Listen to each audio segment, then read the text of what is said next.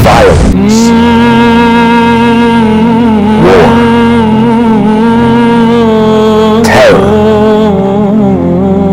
conflict.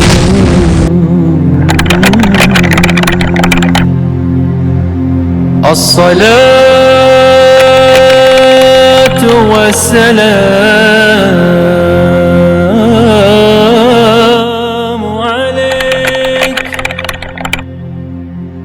Wala akong pagtitiwala sa mga Maranao at Muslim.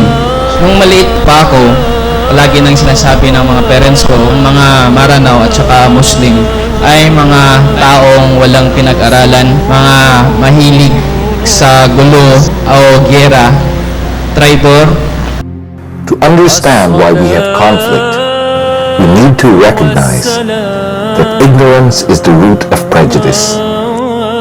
Prejudice, the root of fear. Fear, the root of hatred, of greed, of anger.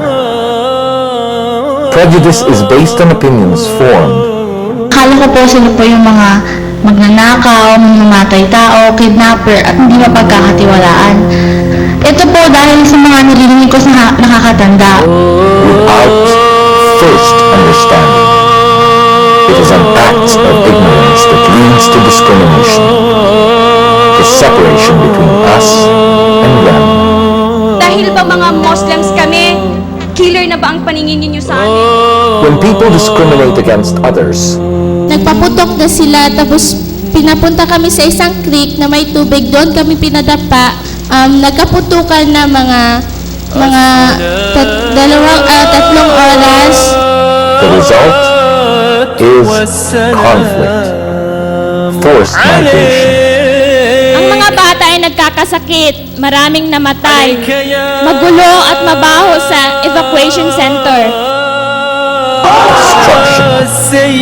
It becomes our vicious circle. Dahil lang sa crime ng isang tao, 21 people were being killed. And all of our problem.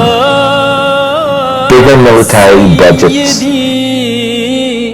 smaller education budgets, smaller futures for all Filipinos, inside Mindanao, throughout the Philippines. عليك يا